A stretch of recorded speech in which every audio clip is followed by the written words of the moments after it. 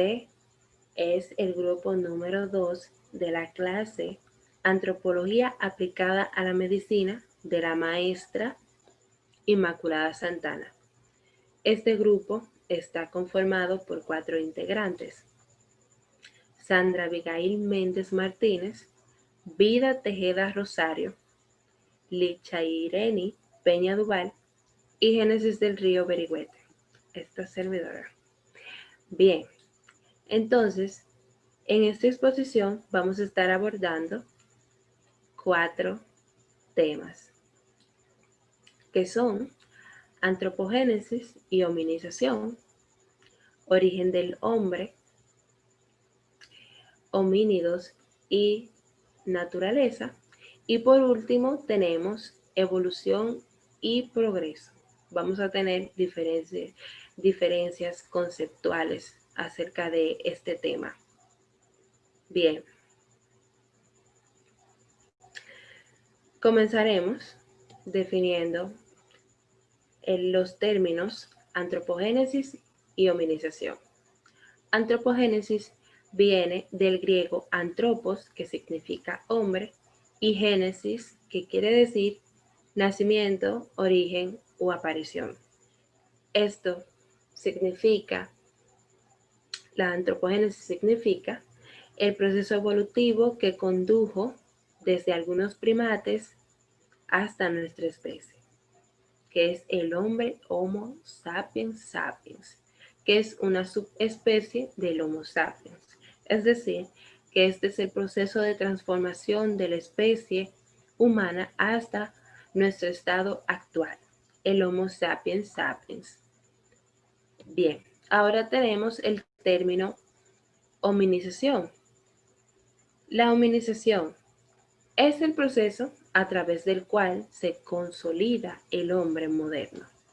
Los cambios biológicos que conducen desde el Australopithecus al género Homo, que dentro de este género tenemos el habilis, el erectus y el sapiens, los cuales darán origen a un tipo de realidad distinta, que es la cultura. Y no podemos referir a ella como todo aquello que crean los distintos homínidos, en este caso que crearon porque ya no hay homínidos con las características que tenían desde el principio. Bien, entonces, desde el primer hacha de sílex, bífaces, descubrimientos del fuego, hasta las pinturas que aparecen en cuevas. También está el enterramiento de muertos, entre otras actividades y tareas que realizaban y que forman parte de su cultura. Bien, entonces, hasta el último invento, o sea, desde todos esos inventos que crearon los primeros homínidos hasta el nuevo invento, que son los inventos de nuestro día, que tenemos las ideas innovadoras y los objetos materiales. Entonces, con el hombre moderno se da un salto muy significativo y cualitativo en la dimensión humana, que es donde aparece la realidad cultural ya actualizada. Entonces, a este nuevo estado que hace el hombre, que hace que el hombre sea distinto y muy diverso del mundo animal, es que se conoce como hominización. Perfecto. Entonces, vamos a tener una breve definición de los primates, que de ellos se estará exponiendo de manera más detallada más adelante. durante esta exposición. Entonces, los primates, que quiere decir primas, este término quiere decir primas, primates, que puede traducirse como primero o principal. Entonces, los primates son mamíferos con características parecidas a las de los humanos. Estos están caracterizados por tener 4 extremidades y el pulgar en una posición diferente a los demás dedos, que lo tenemos de manera vertical, y el dedo pulgar que tiene una posición, una dirección horizontal. Bien, entonces los primates y los humanos, entre ambos existe una relativa similitud. Esto viene a una herencia de un ancestro o abuelo primate, lo que llamamos como ancestro común, que este fue adaptándose a las necesidades de las variaciones ambientales, como vemos ahora, que siempre están presentes, están a la orden del día, dando como resultado varios tipos de monos con diferentes o parecidas necesidades fisiológicas y sociales. Bien, ahora tenemos teoría del creacionismo y teoría del evolucionismo. Al hablar del tema de la antropologénesis, no pueden pasar por alto estas dos teorías, no se pueden dejar de mencionar. Estas teorías de Charles Darwin, este británico y científico, acerca de la evolución del ser humano, sustentándose en las evidencias recogidas de sus viajes por África del Sur, océanos de costas de América del Sur, algunas islas, entre otros lugares. Bien, entonces empezamos con la teoría del creacionismo. Cuando hablamos de la teoría del creacionismo, asociamos rápidamente el término creación, que quiere decir creado, algo que fue creado. Entonces, tenemos el creacionismo, que como bien mencionamos proviene de creación y es de carácter religioso. Entonces, esta teoría está estrictamente relacionada a lo religioso, ya que expone que el hombre surge a raíz de la creación de un ser supremo. La religión se puede considerar, o más bien definir, como el vínculo entre el ser humano y un ser supremo, como nosotros lo llamamos Dios. Ahora bien, debido a la diversidad, a las distintas religiones, no todas tienen a Dios, a Yahweh, como su único Dios, sino que tienen diferentes dioses. Pero volviendo a lo que es la teoría creacionista, a lo que quiere decir, esta afirma es que detrás de toda especie, fenómeno u objeto hay un gran creador. Como dicen por ahí, que detrás de todo buen invento hay un buen inventor. Bien, ahora tenemos la teoría evolucionista. Esta teoría es de carácter científico y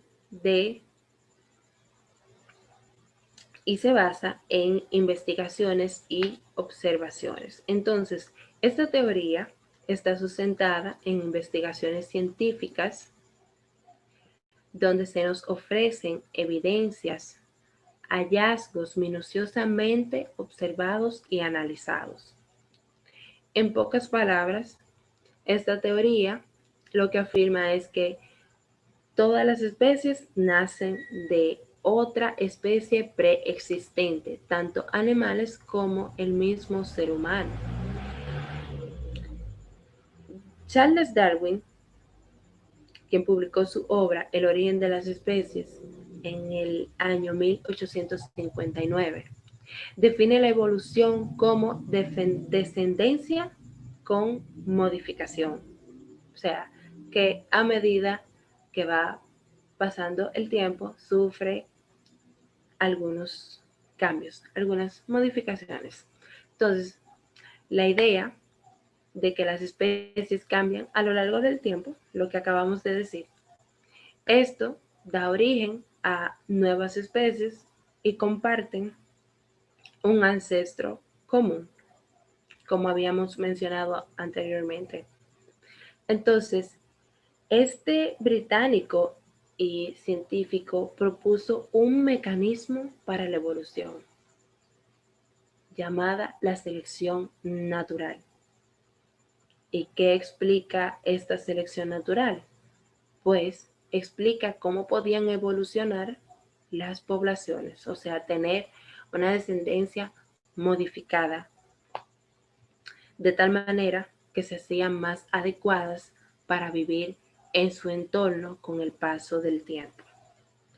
Esta teoría de selección natural de Darwin tiene tres observaciones fundamentales y la selección natural se basa en ellas. Entonces, estas teorías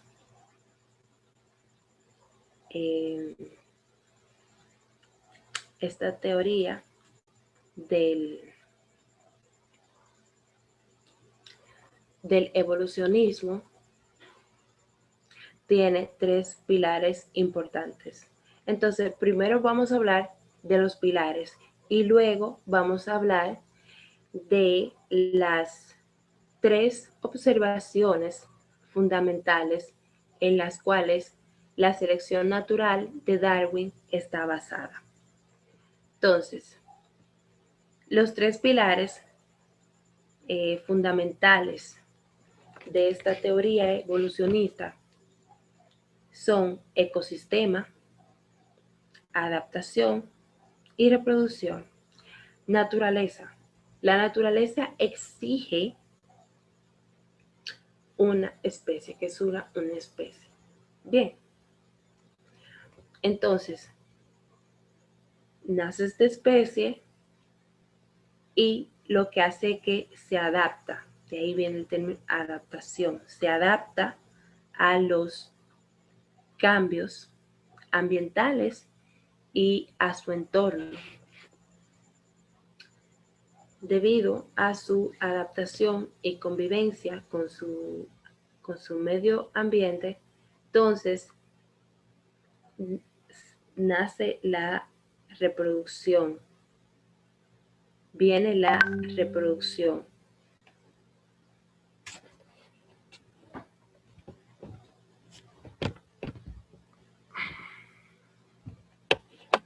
Bien.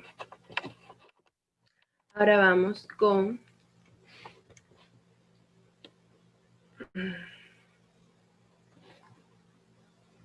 los tres conceptos de selección natural.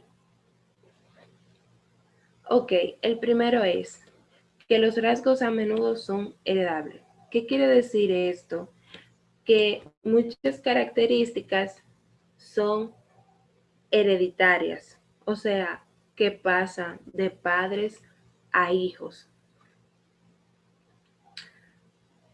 Lo segundo es, se produce más descendencia de la que puede sobrevivir. Esto quiere decir que los organismos son capaces de generar más descendientes de los que su medio ambiente puede soportar. Y por último, como tercera observación, tenemos que la descendencia varía en sus rasgos heredables. ¿Qué quiere decir esto? Que La descendencia en cualquiera de las generaciones va a tener unos ligeros cambios, algunos rasgos distintos, que pueden ser el color, puede ser el tamaño, puede ser la forma, cualquiera de esas características heredables. Entonces, esto, en conclusión, ¿qué nos quiere decir? Pues que sus rasgos heredables favorecen su supervivencia, debido a que estos rasgos serán más comunes entre la población. O sea, van a haber eh, especies con estos rasgos que van a ser más comunes, por lo tanto pueden adaptarse mejor a su entorno. Entonces, debido a esto, es que en el lugar en el que se encuentre se van a adaptar perfectamente a las condiciones de su entorno. Bien, entonces ahora vamos a tener el tema de el origen del hombre, que se estará exponiendo de una manera más detallada a continuación por nuestra compañera Abigail. Buenas, mi nombre es Abigail Méndez Martínez, del grupo 2 de Antropología de la maestra Inmaculada Santa. En esta ocasión estaré hablando acerca del origen del hombre. El origen del hombre se ha visto envuelto en misterios, los cuales han sido tratados de aclarar desde diferentes puntos de vista, tanto el científico como el religioso. Desde la perspectiva religiosa nos encontramos con la teoría creacionista, la cual se basa en que todo cuanto existe ha sido creado por un ser supremo, Dios. Por ende, no cree que el ser humano ni ninguna especie ha evolucionado, sino que siempre ha mantenido su forma, aunque se ha adaptado al ambiente de diferentes maneras. Esta teoría se apoya en las Sagradas Escrituras, donde dice que el hombre ha sido creado a imagen y semejanza de Dios. Es decir, que Dios ha intervenido de manera singular en el origen de cada ser humano. Aquí nos encontramos con la teoría evolucionista, donde Darwin nos explica que la evolución de las especies se daría como consecuencia de una serie de lentos cambios graduales ayudados de la selección natural sobre los individuos. Se basaba en la variabilidad en la descendencia, es decir, que la descendencia de una pareja no necesariamente serán iguales exactamente, sino que unos pueden ser más altos, otros más bajos, y así. Los diferentes cambios ambientales provocarían la supervivencia de los más aptos, debido a una selección natural. Mediante diversos mecanismos dejarían fuera a los menos adaptados. Desde que Darwin y Russell publicaron sus trabajos sobre la evolución a mediados del siglo XIX, comenzaron a encontrarse fósiles de gran trascendencia en algunas regiones de África, que van actualizando poco a poco los conocimientos sobre el surgimiento del género humano y los primeros primates. Uno de los hallazgos fósiles encontrados fue el Australopithecus. Este fue el primer homínido bípedo, es decir, que caminaba en dos patas y podía correr en terreno llano. Poseía mandíbulas poderosas y fuertes molares, largos miembros y pasaban gran parte de su vida en los árboles. Este tiene aproximadamente de 3 a 4 millones de años. Luego apareció el Homo habilis. Esta especie de homínidos debieron adaptar una posición más erguida, Su característica más importante fue el cambio en su forma de alimentación. Ya no solo comían frutas y vegetales, sino que también animales. Este tenía un cuerpo velludo y tiene aproximadamente 2 millones de años de antigüedad. Luego vino el Homo erectus. Son los primeros homínidos que se distribuyeron ampliamente por la superficie del planeta, llegando hasta el sudeste y este de Asia. Este se caracterizaba por tener un cuerpo alto, espesas cejas y gran musculatura. Estos descubrieron el fuego y fabricaron la primera hacha de mano. Luego surgió el Homo sapiens. Este vivió en Europa, África y Asia. Los hallazgos arqueológicos reflejan cambios importantes en el comportamiento de esta especie. La utilización de instrumentos de piedra, hueso más trabajados, cambios en las formas de cazar, uso y dominio del fuego, entre otras más. Y por último, vino el Homo sapiens sapiens. Las características físicas son las mismas que las del hombre actual. Se cree que apareció en Europa hace alrededor de 40.000 años. Mi nombre es Vida Tejeda y yo les estaré hablando sobre los homínidos y el desarrollo biológico. Bueno, primero tenemos que comenzar. ¿Qué son los homínidos? Podemos decir que los homínidos constituyen la subtribu de primates que se caracteriza por caminar en dos patas y de manera vertical. Se denomina el proceso de hominización a los cambios evolutivos que tuvieron lugar en los miembros del orden de la tribu de los primates, y especialmente en la familia de los homínidos, hasta desembocarse en la especie humana actual.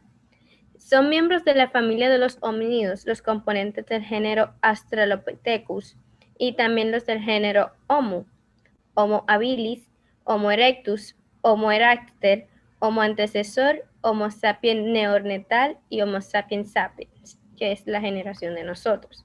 Los homínidos no son un grupo biológico que se haya caracterizado nunca por su riqueza en especies.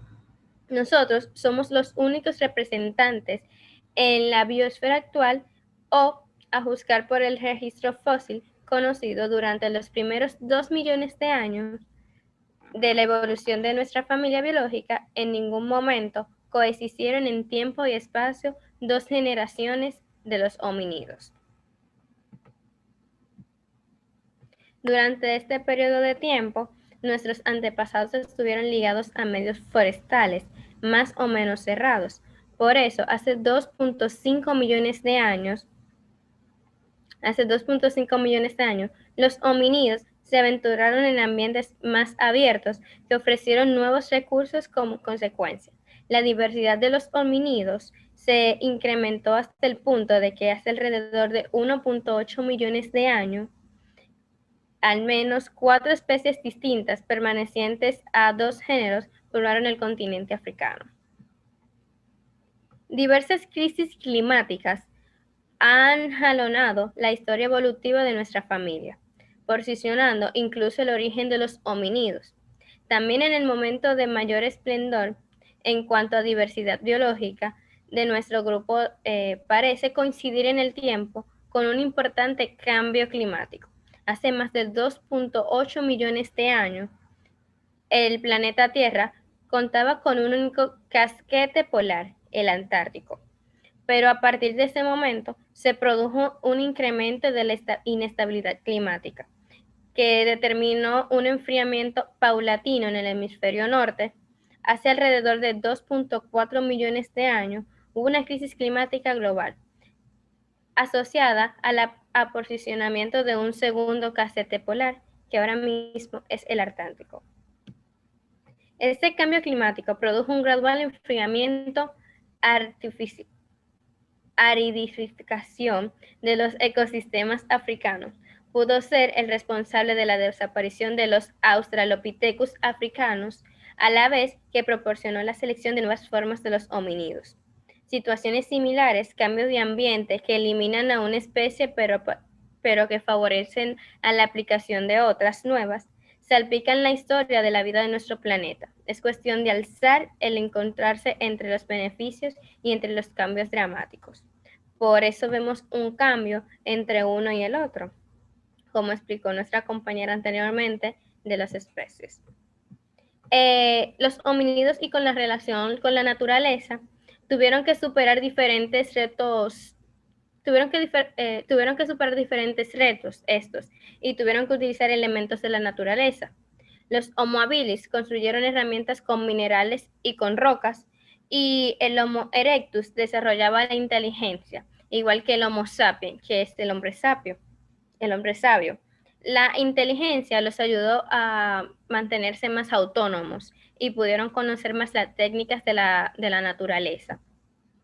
Podemos decir que siempre se ha vivido de la naturaleza y que desde los Homo habilis hasta el Homo sapiens sapiens, quien tuvo mucha creatividad e inteligencia, fueron capaces de sobrevivir en el ecosistema. Como podemos ver en la imagen, estos usaban la naturaleza. Ellos tomaban una piedra y tomaban una roca y formaban el fuego. También utilizaban una piedra con un pedazo de soga y un pedazo de madera y lo usaban como martillos. Entonces, estos se desenvolvían con los medios de la naturaleza para poder vivir. Ahora, pasando a otro tema, el desarrollo biológico. En biología, el desarrollo es la progresión de estados vitales desde la fecundación hasta la senescencia. Distintos genes están internamente propagados para ser expresados en diferentes momentos de los estados de desarrollo obtenidos, así cambios de fenotipos del ser vivo. Este es un proceso universal. El desarrollo es también el proceso por el cual una sola célula se convierte en una criatura compuesta por infinitas células y funciones distintas. Estas células están organizadas en orgánulos funcionales del cuerpo adulto o juvenil. De una sola célula proviene un óvulo que puede sugerir como una célula muscular del corazón hasta los glóbulos rojos, o las clases sensibles a la luz, que son los de la retina, en el ojo. El principio esencial a través del cual sucede esto es gracias a una célula que se divide en dos, y estas células son distintas se mueven en distintos lugares a la otra y van así siguiendo sus caminos. Y en este proceso lo llamamos mitosis. Podemos también llamar desarrollo humano al desarrollo del cerebro y de las conductas. En el desarrollo particular de la maduración del cerebro, continúa a lo largo de la vida adulta del Homo sapiens, convirtiéndose en la velocidad de proliferación de neuronas originadas por el feto. Y las gónadas son el desarrollo que comienza desde la sexta semana de la gestación en el epitelio celómico. Aquí vemos una imagen de cómo va cambiando o evolucionando el hombre. Vemos que el hombre comienza caminando en sus cuatro extremidades, luego se va parando y va comenzando a caminar en dos, y así va desarrollándose hasta convertirse ya en un hombre firme que camina derecho o verticalmente con sus dos piernas, que tiene el poder de discernir entre una decisión y otra, que puede tomar esto y puede seguir adelante, puede tomar recursos de la naturaleza, tanto como también de las industrias, y seguir reproduciendo. Gracias, y hasta aquí fue mi exposición.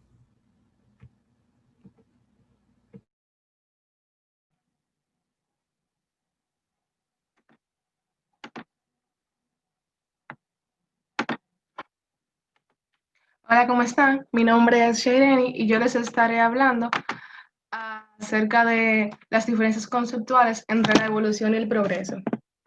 Comencemos.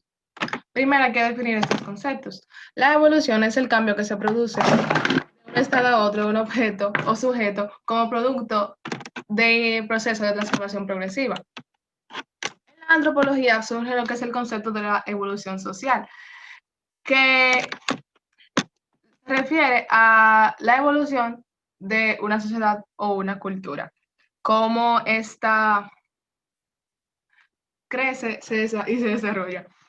La idea de evolución social surge en el siglo XIV en las ciencias sociales gracias a Herbert Spencer. A este se le atribuye el concepto de darwinismo social, que consiste en aplicar los conceptos del darwinismo acerca de la evolución en la teoría social. Por ejemplo, en la selección natural, que es la supervivencia del más apto, a través de ahí se puede analizar por qué unas culturas prevalecen por más tiempo por encima de otras.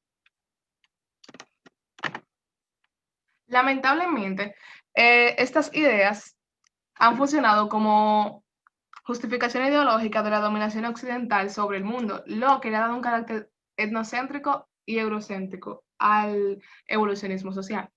Por ejemplo, etnocéntrico es cuando el individuo tiene su propia percepción y a través de ahí ve el mundo. Obvio que todos hacemos eso, pero cuando habla de etnocéntrico es cuando tú no puedes reconocer que la otra persona también tiene una diferente cosmovisión que la tuya, por ende tú juzgas sin antes conocer su cultura y conocer cuál es la forma en la que él ve el mundo. Y eurocéntrico era una cosmovisión que establecía Europa como centro del mundo.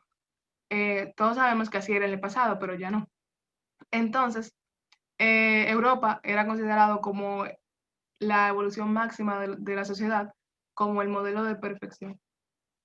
Entonces, esto surgió a causa del darwinismo, el concepto de la teoría del darwinismo social. Esto se ha usado para justificar todas las cosas horribles que han pasado en el pasado, valga la redundancia. En las últimas décadas se ha refutado esta teoría, no la teoría del evolucionismo social, sino la forma en que se aplica tal teoría, comprendiendo cada cultura y entendiendo que cada cultura es diferente y hay algo que aprender de cada una de ellas. El progreso.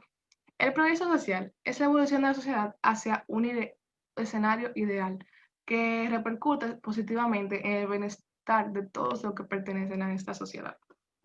Gracias al progreso, las personas pueden alcanzar un mejor nivel de vida. El progreso social está ligado al mejoramiento de políticas económicas, la política en sí, el ambiente, todas esas ramas. Por ejemplo, ahora, en el momento, o sea, en la política actual, los progresistas buscan la inclusión porque, según ellos, en su percepción, ese es el siguiente paso para la humanidad.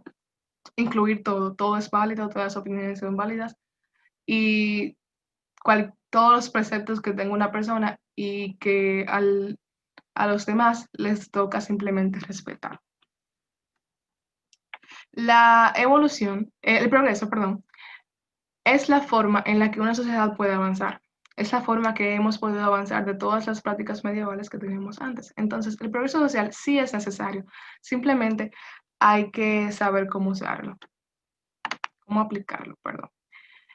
Para saber cómo está funcionando el progreso, o sea, cómo va, si de verdad está funcionando, existe el índice del progreso social, que se construye a partir de múltiples variables para poder ver si va satisfaciendo las necesidades esenciales de una población. No entro en más detalles porque es algo demasiado extenso, pero es para que más o menos tengan la idea. Las diferencias. Las diferencias no son tantas, porque cada una en realidad lo que busca es la evolución del ser humano. O sea, busca ver al humano en estado de perfección, que es lo que busca la sociedad continuamente. Busca ver al ser humano en su estado ideal. La única diferencia que hay entre estas dos es que mientras el progresista busca el avance hacia lo que es mejor, no lo hace comparando ninguna cultura con otra. O sea, no tienen, deja a un lado la discusión sobre de qué ser humano es más perfecto que otro, simplemente validando todas las opiniones. O sea, ambos trabajan en conjunto, pero cada uno con un enfoque diferente, si me doy a entender. El avance, perdón, el progreso busca el avance sin tener que pisotear a nadie, mientras que el evolucionismo es más por hechos, no involucra nada del evolucionismo y puede simplemente contabilizar qué ser humano es más perfecto que otro o por lo menos es ideal. Muchas gracias por su atención.